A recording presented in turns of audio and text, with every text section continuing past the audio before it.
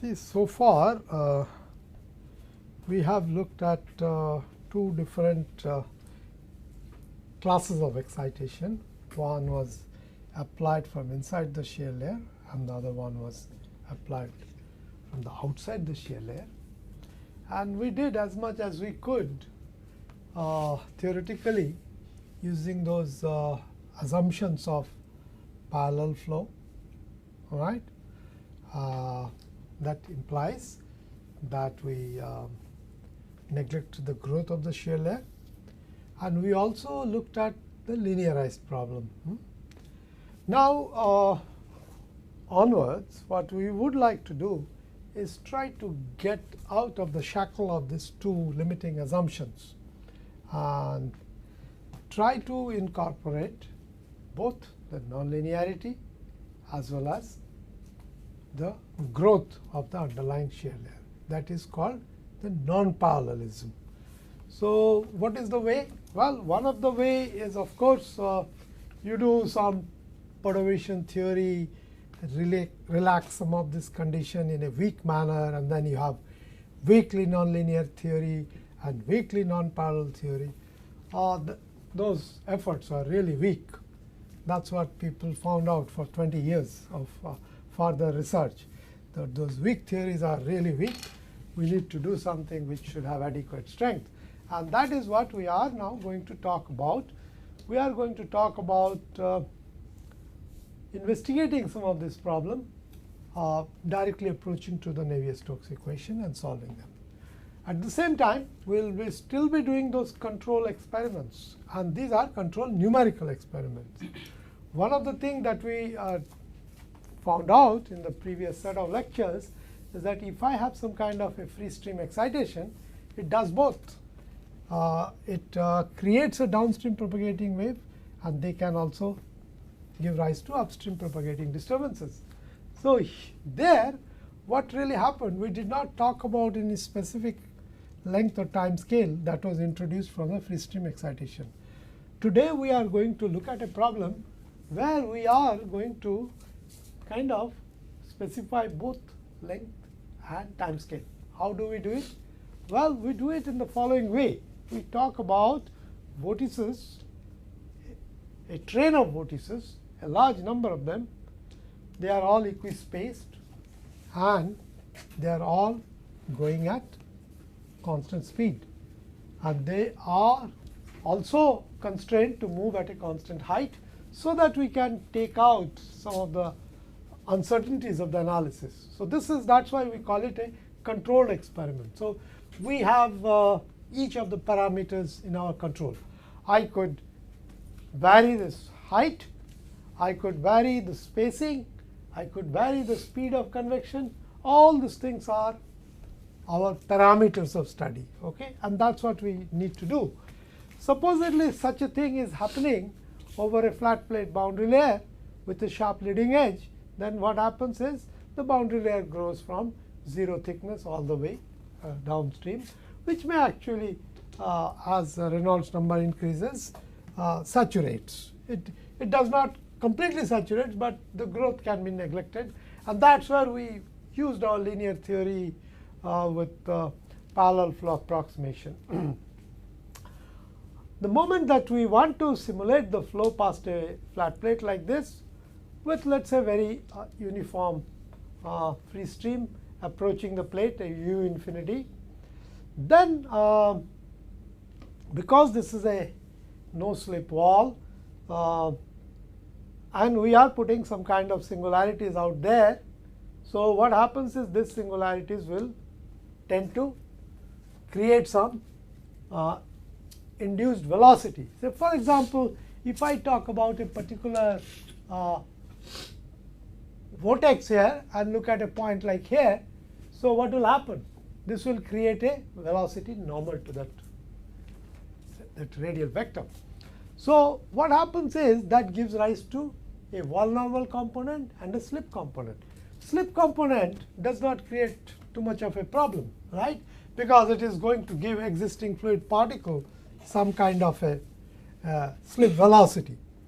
However, the normal component is a little potentially dangerous, because that implies as if there is some kind of a mass source here, which is not to be there because we are not explicitly adding any mass source.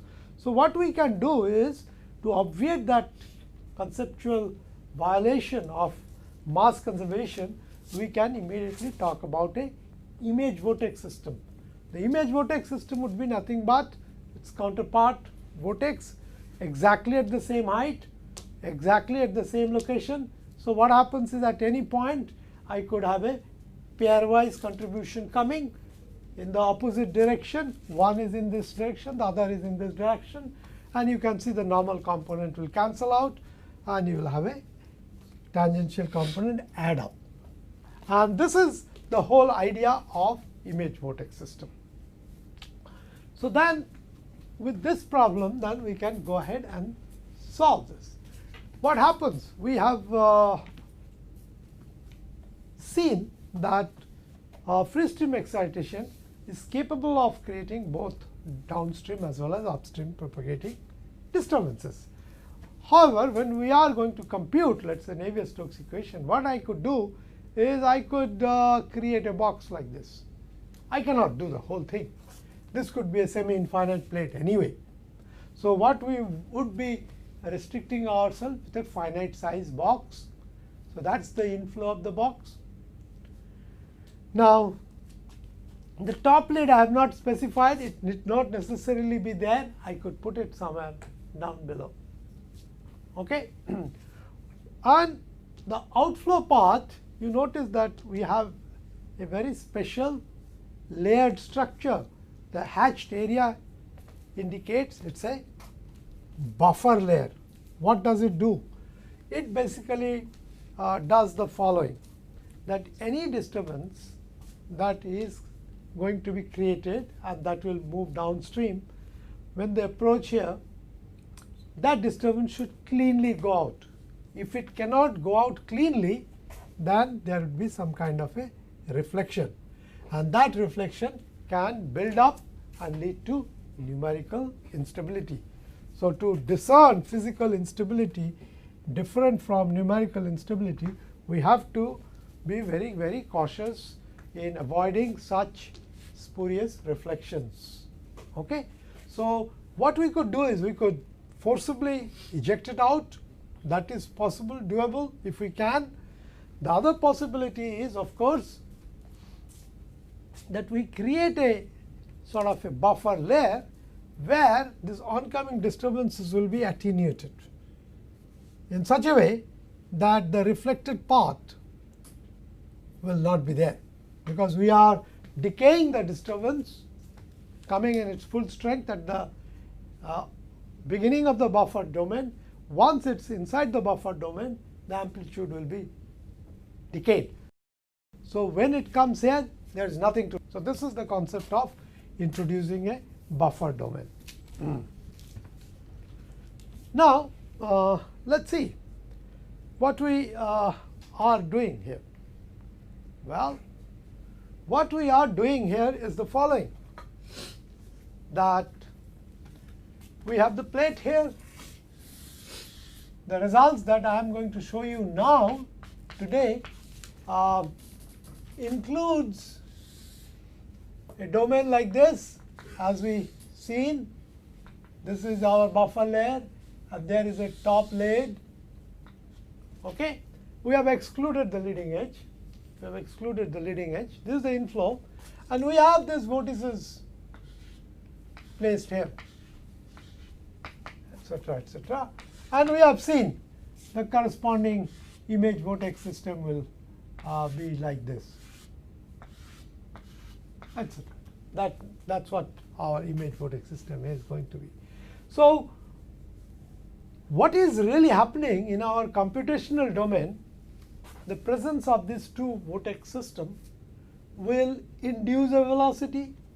As they are so far outside the boundary layer forming over the flat plate, and if we consider these vortices themselves to be some kind of an inviscid irrotational vortex, then the effect of these vortices would be to induce some velocity component. At each and every point, I will have a u infinity imposed and a v infinity imposed here. Right?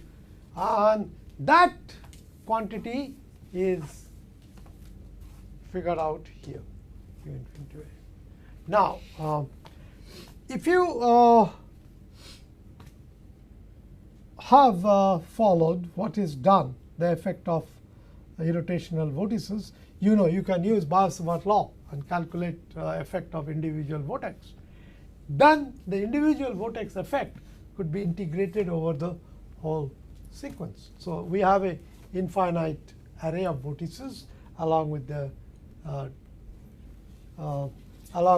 image system, and that I could do it. You can look at the book by J.M. Robertson.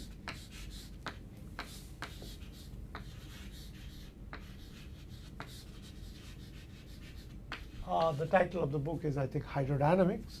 You can take a look at that book where this kind of inviscid vortex expressions are given.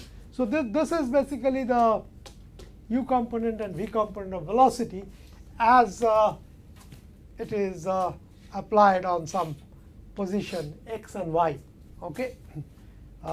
All this sine hyperbolic, cos hyperbolic term comes because we are summing over infinite such arrays. What you notice that the gamma, individual strength of the vortex, comes into the picture. A is the spacing of the vortex, right?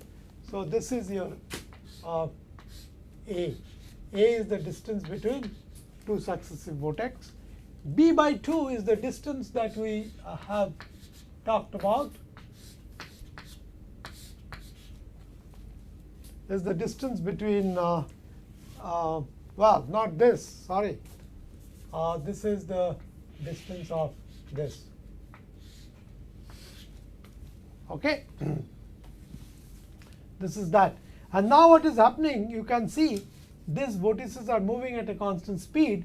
So what I could do itself, I could see that individual location of the vortex would be given in terms of, say, the vortice's initial location minus c into t, because that's the speed with which it is translating.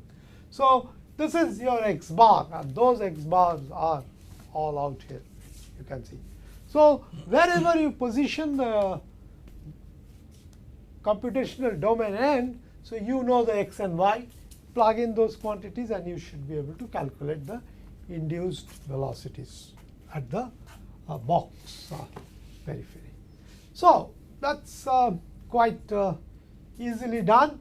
So you realize also that there are two things. It's not only that u infinity, v infinity is imposed on the top lid of the computational domain, you also get it happening on the inflow too, right? So you have to incorporate those two. And here what we do is we don't use that induced component of the velocity. Why? Because what we are saying in the following is that this vortices impresses upon some kind of additional disturbances at the inflow and the top lid. As a consequence, some kind of disturbances will be created inside. They will amplify depending on the stability or instability of the problem, and they would like to go out. So here I don't want to a priori impose the condition that nothing has happened. We have to give some boundary conditions here which will be independent of what the inviscid flow is doing, because the dynamical system itself would evolve and create additional disturbances, right? So we have to give some interesting boundary condition that we are talking about, and we have already said that in this buffer region what we do, right? In the buffer region what we do is those disturbances plus this, all of the sum together will be decayed from some finite value to almost negligible value. Okay. Also, despite that, what we would also like to do, whatever may be the remnant should be allowed to pass out cleanly. So we'll talk about those boundary conditions shortly. Now, as I told you that x bar is some x minus ct, and then you saw that there the expression there was u infinity had some d in the denominator. Please note that d will never be equal to 0. So there is no such additional eigenvalues showing up due to inviscid excitation. So this is a proof. It is somewhat very interesting, because a similar such approach was taken by von Karman when he started studying the stability of the vortex street behind a circular cylinder. The vortex street that you get 2 rows of vortices. And in the original work of von Karman, he treated them as some kind of inviscid vortices and then tried to study the stability of the street.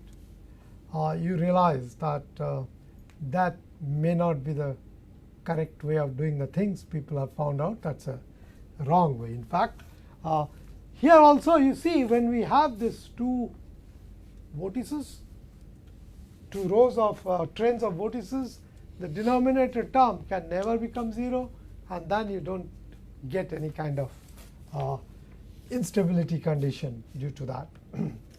However, what we have seen that if we create these vortices which are at a distance a apart and they are migrating at a speed c, I can introduce a time scale.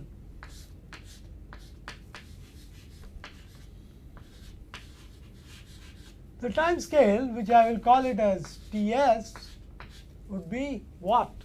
Will be the length scale by the velocity scale.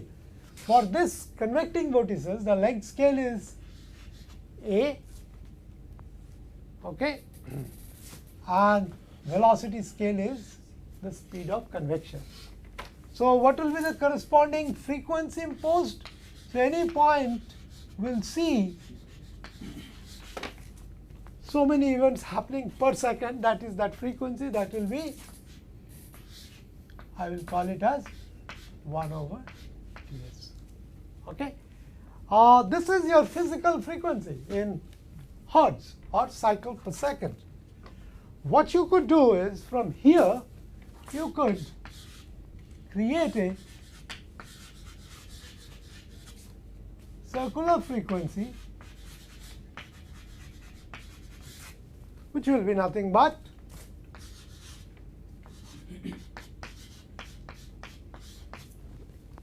so that will be nothing but 2 pi c by A. You notice that I purposely put a omega naught because this is the fundamental unit, right? So if I have an infinite sequence of vortices like this, the lowest frequency is created by 2 pi c by A. Then of course you are going to get this superharmonics of it, right? So this is the way to then visualize the problem, that I would write down the disturbance stream function, which will be a function of x, y, and t. X, of course, dependence can be figured out here in terms of the phase I alpha x. Alpha itself could be complex because we are a priori talking about instability problem. What about the time dependence? Time dependence is going to be happening at omega naught and its various harmonics. So that's what we have done. We have put in there e to the power minus I n omega naught t. And omega naught, we have worked it out. And then we should sum over, because it's strictly periodic problem. You see, these vortices are strictly periodic. So it will not be a integral, but it will be a sum. And the sum will go on from n equal to 1 to infinity. Okay? And alpha, of course, will perform over the Bromwich contour. Now we all know what a Bromwich contour is. We can do it. So this is your expression for the disturbance stream function. Now, we also know that if we are trying to look at the wavy solution which is away from the exciter, then we should be looking for eigenvalues close to the origin. That is what we talked about, the Abel and Tauber theorem. So that's that. Then having obtained this expression for disturbance velocity, and we have already written down the expression for u infinity and v infinity just now. Now what we could do is we could conjure a problem here that suppose I place this train of vortices at a non-dimensional unit of 20 or something, and I create some kind of a top lid which is slightly below. You know, my reason is that I do not want to include singularities inside the computational domain. It's a nuisance, you know. Any discrete inviscid vortices will work as a singularity, isn't it? So to avoid that, we keep those away, and our top lid is below that train. And then we can calculate the u infinity and v infinity. And if we calculate that, this is what we are going to see. This is shown with respect to one vortex. So that vortex location here has been fixed as the origin. And the example that we are seeing here, the gap between successive vortices is 100 pi. So it's about 345, sorry, about 315. And then you can calculate what is happening in the intervening period, right? So this is the vortex that we are focusing our attention upon. There is another vortex here at minus 315. There is another vortex here at plus 315. In between, this is the way the induced slip velocity is going to be. Immediately under the vortex, I am going to get the maximum, because that is the smallest, shortest distance, right? So that's what I get this peak. And you see, this is roughly about 0.08 for the height we are talking about. What happens to the v infinity part? V infinity actually flips sign. On the left hand side, I would have a positive. On the right hand side, it will be negative, right? Because it's rotating. So one side it's going up, the other side is going down. And that's what exactly you are seeing. Please note that u infinity and v infinity are of the same order of magnitude. It's only that here it is flipping sign. So it's going from plus 0.04 to minus 0.04. So this is about 0.08 range. And that is exactly like what you are getting. However, you note the streamwise extent over which the disturbance is felt. This is more localized. U infinity is more localized than v infinity. So what will happen? Of course, when you are looking at the Fourier transform of this u infinity, you will find a wider band. So basically what is going to happen is that u infinity and v infinity will excite different kinds of length scales. And that we should be able to see it if we obtain the Fourier transform. And that's what I am showing you. It's very interesting that the footprint of u infinity and v infinity means a lot when you look at in the transform plane. You know, this is one of the reasons that we need to be looking at all fronts. If I just simply look at the physical plane and say, oh, their relative magnitude is same, so they are having the same effect, in the transform plane they are not so. You can see it very clearly. This is corresponding to u. So this is phi infinity prime. If I look at phi infinity prime, look at the maximum. Maximum is about 1. And look at the Fourier transform of v infinity, that gives us phi infinity. And that phi infinity, look at this, about 18. So you can see there is a order of magnitude difference between phi infinity and phi infinity prime. We'll use this information later. So please do remember this is what is happening. This is why is it happening is you can also make out because the V had a flipping of signs and it did happen very abruptly, whereas U infinity decayed smoothly. That's why it has a wider band, but the 0, it does not peak up that much. Okay, so we have now characterized the input to the system, isn't it? So this is what we are giving it as an input. And we have talked about eigenvalues and the receptivity problem for both the wall modes, the modes that decay with height, and the free stream mode that grow with height.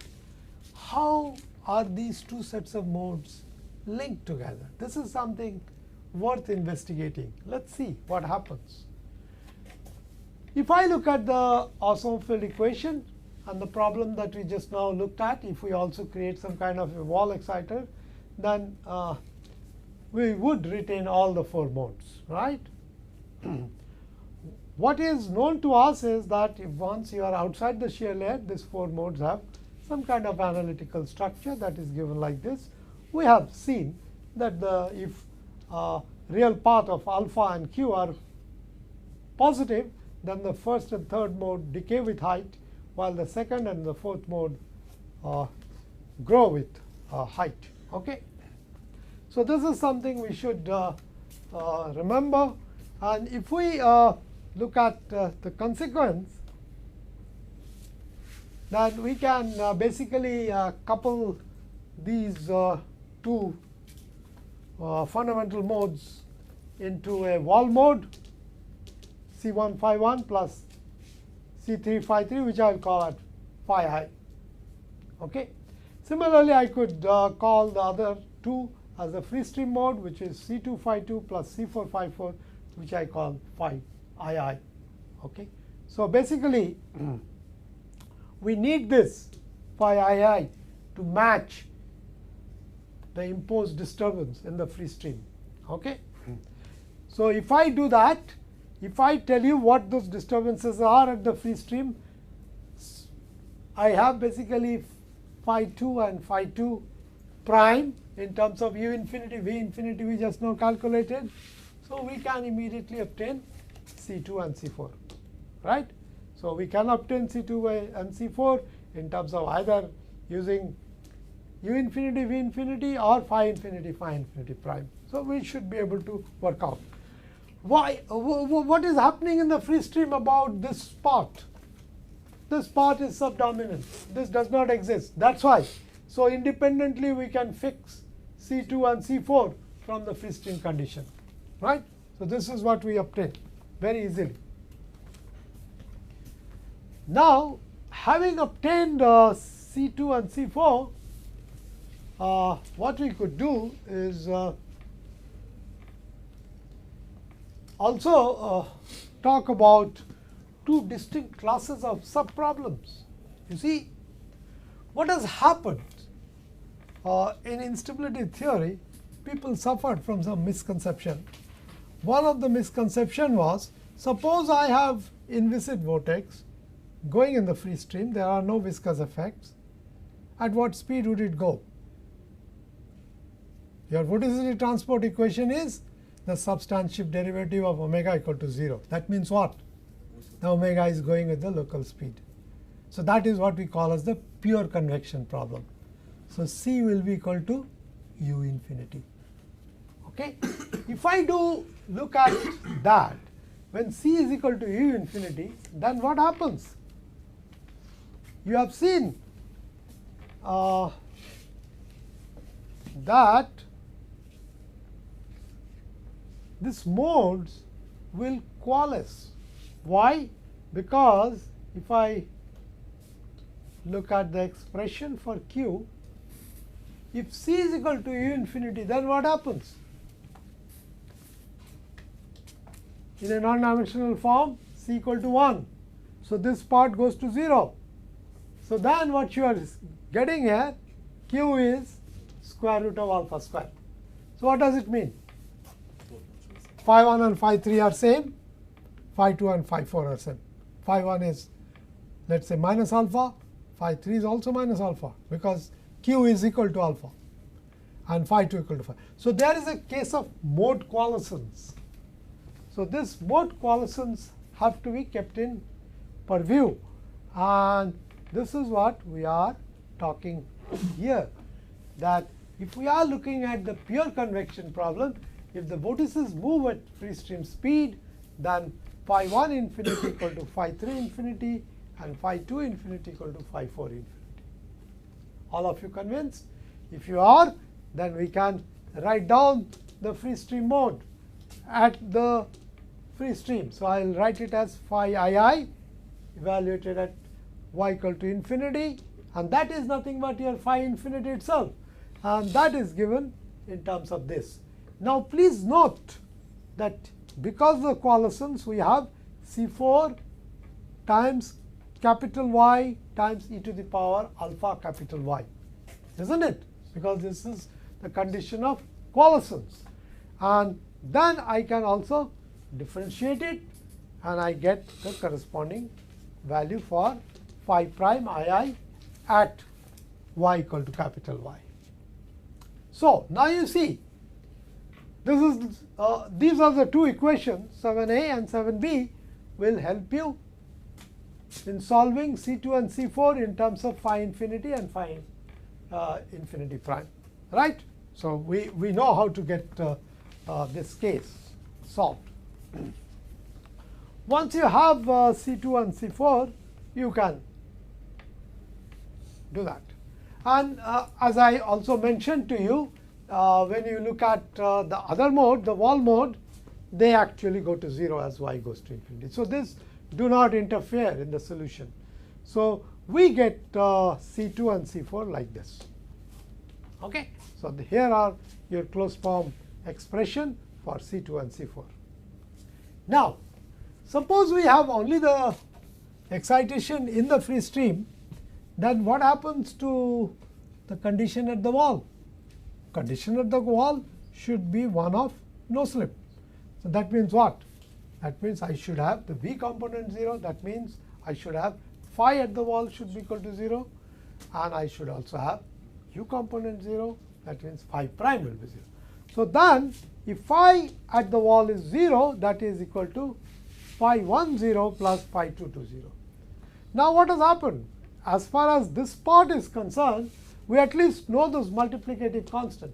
But for this part, we do not know C1 and C3.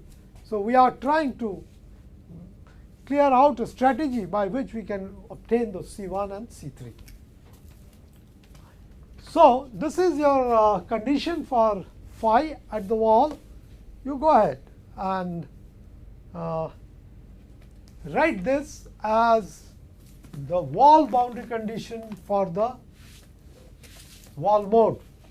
That's what we said as capital phi of I. So that's your boundary condition. So that's why I have given additional subscript 0. And this I am writing it on purpose as phi subscript PC. PC stands for pure convection. This is the case we are considering with C equal to U infinity. So that's your pure convection problem. Then what is that? Phi I0 should be equal to minus of this, because sum of this is 0.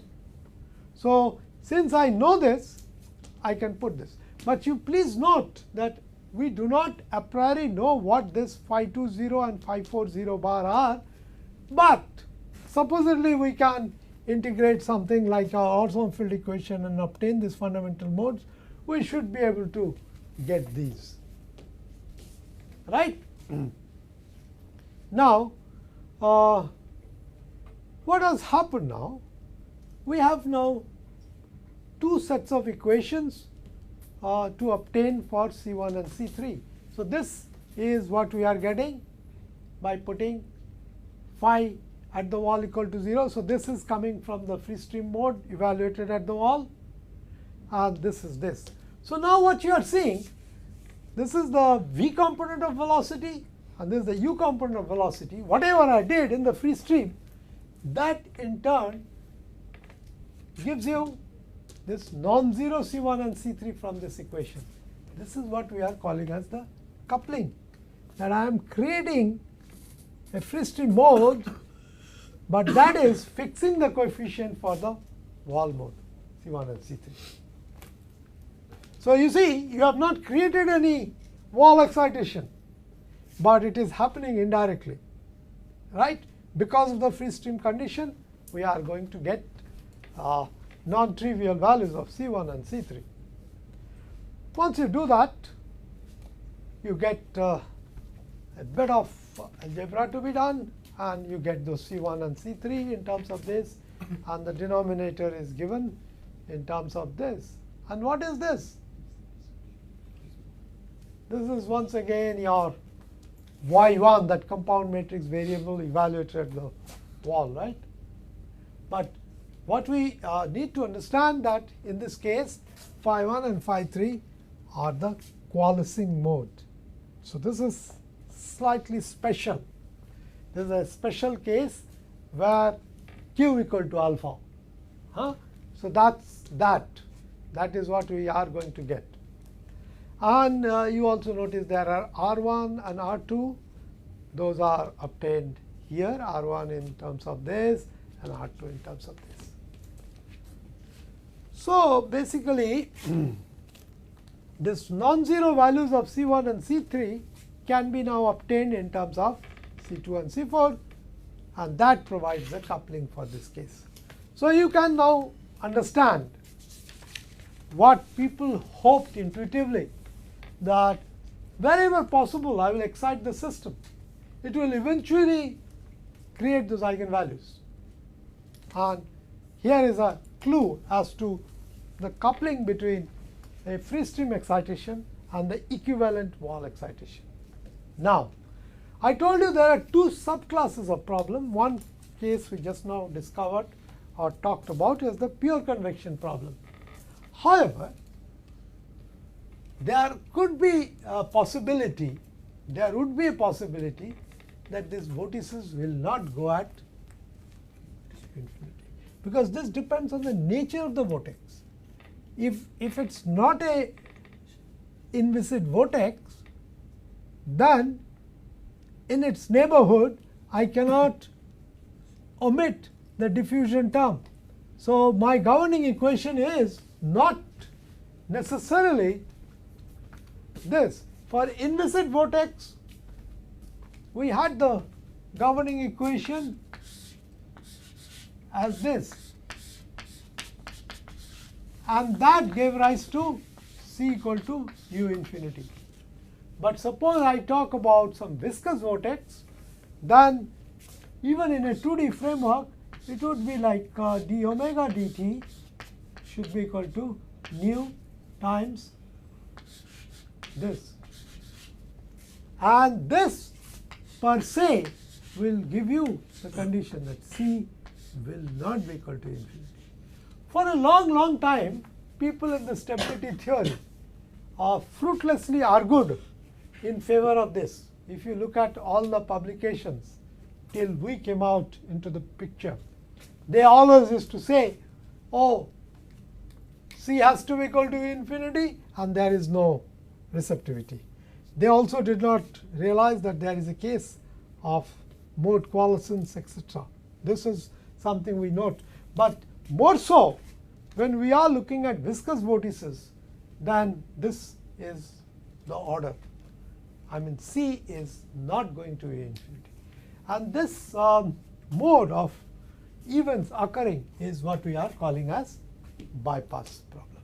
Okay, so we are now talking about a case of convecting viscous vortices for which C is not equal to infinity.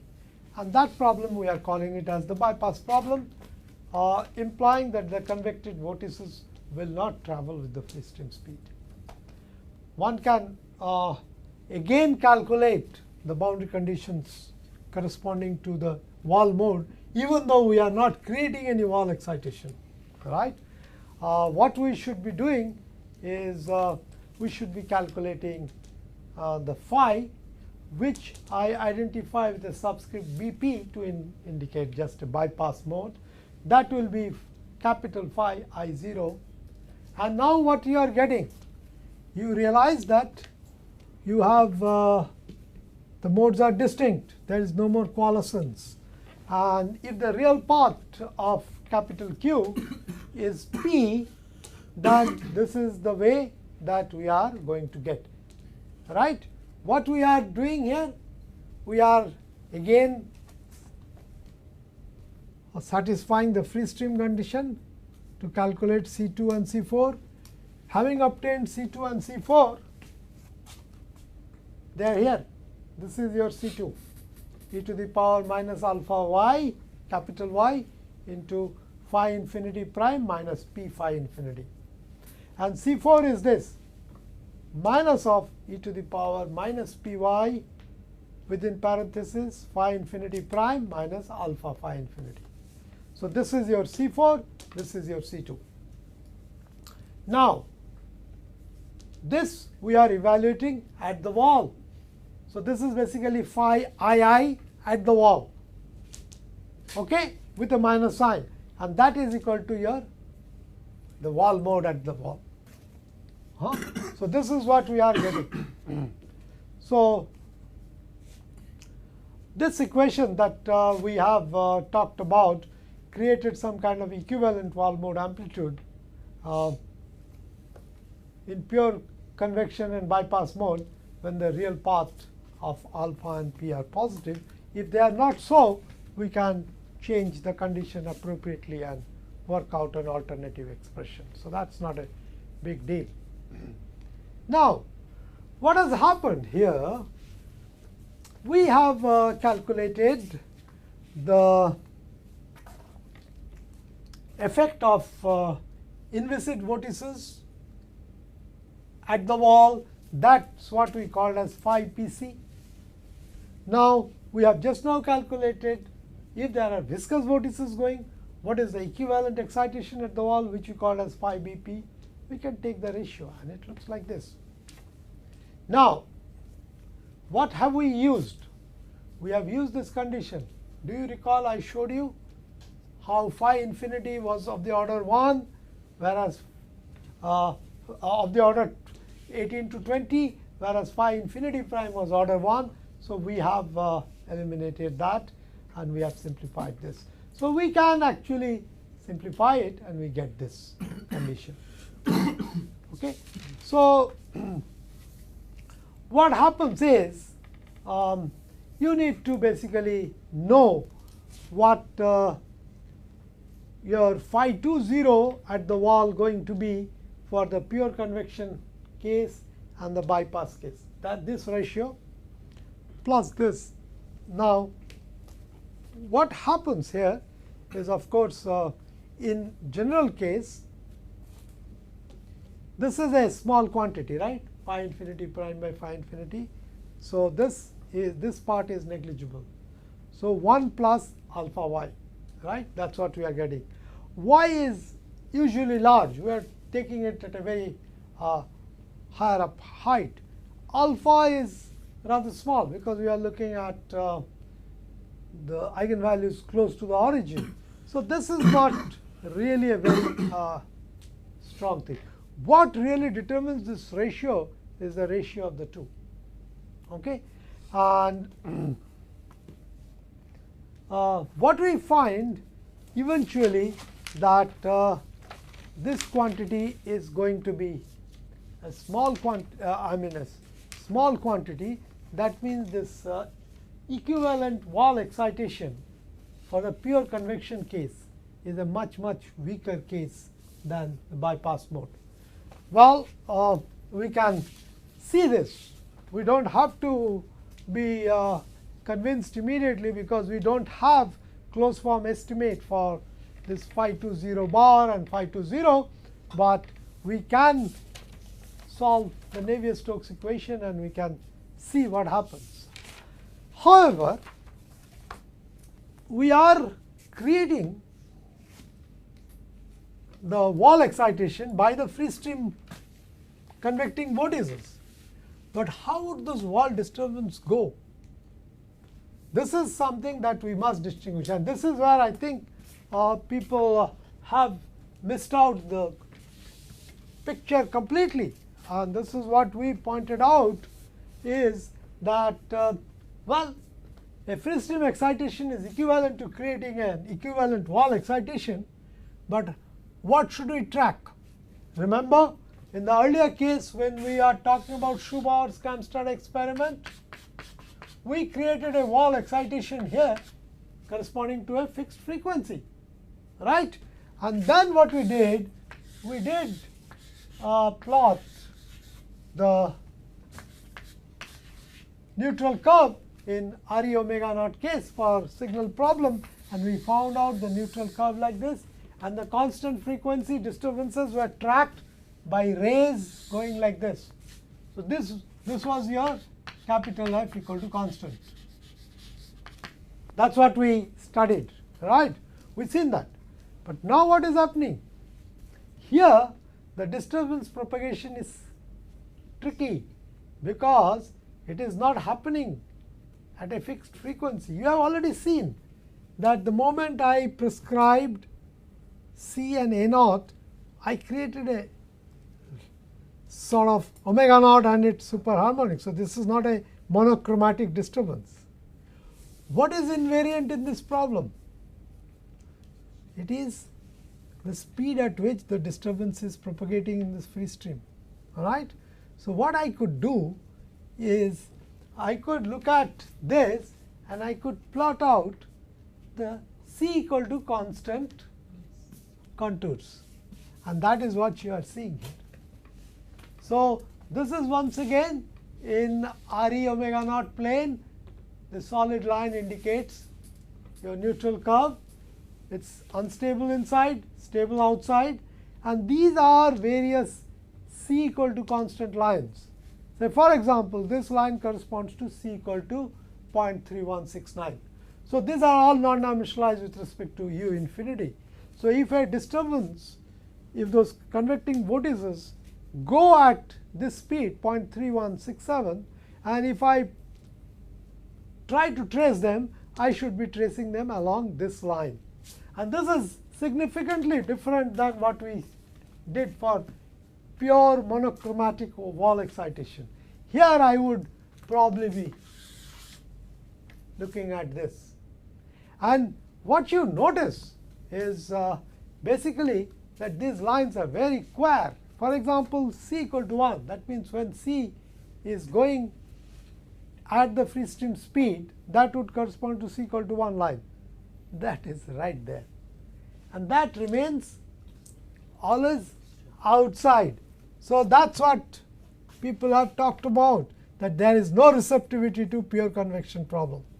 So if you make some inviscid vortex go in the free stream at the free stream speed, the disturbances those are going to be created, they are going to be very, very stable, because you see this is so far away from the neutral curve. So this decay rate is rather large.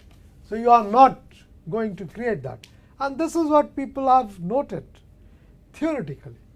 But the point remains that experimentally it does not happen so. I mean, you know, free stream turbulence, etc., they all do have finite visible effect. So what are we missing?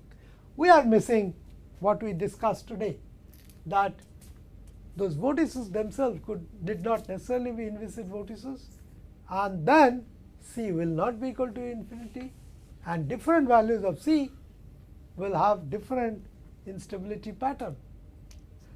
See, for example, this case 0.3169, it enters the neutral loop here. So it becomes unstable here, and then it remains unstable for a long, long stretch. This is significantly different from this monochromatic wall excitation. There it just enters here, exits here. And now you see it enters here, exits there. But there could be even other cases where it would be actually going in and going there. What more? If you recall what we have studied about the alpha I contours, this is alpha I equal to 0. Inside alpha is negative. How does it increase? We have the highest value of the alpha I contour is a line like this. So what happens is the disturbances, those convect with speed other than u infinity, they go inside, stays over a longer region, remaining unstable, and they also visit the unstable part and stay there for a longer time. So because of the prevalent mindset in late 90s, we call this as bypass transition. Why it is bypass transition? It is not really bypass, because you are still again creating waves. But what you are creating is a basically assembly of waves. You have excitation as omega naught, 2 omega naught, 3 omega naught. So in the end what you get? You get kind of a wave packets consisting of TS waves. We should not have called it bypass, but if we would not have called this as a bypass mode, how would we characterize it? We said this is not the usual Schumacher-Kramster type of TS wave, but it's a different kind of TS wave, and we call this as a bypass mode of transition. But essentially these are wave packets, those are created like this. So this is what we must understand. And you also notice that there is a bit of a selectivity. There is a bit of a selectivity of the value of C. We see that this curve is something close to 0.26. So anything below 0.26 stable, anything above 0.4 also is stable. So there is a band.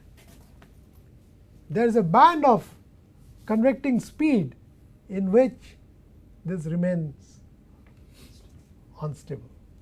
In fact, some such experiment was done by Dr. Jim Kendall at Jet Propulsion Lab. So when I showed him this result in a conference in Washington, he actually narrated to me a couple of his papers where he seen this thing but could never explain. And this figure very clearly says why he saw what he saw. I think I'll stop here. In the next class, I'll briefly explain what Kendall's experiment was, what he observed, how does it all gel with this. And you'll see a very, very interesting story emerging there.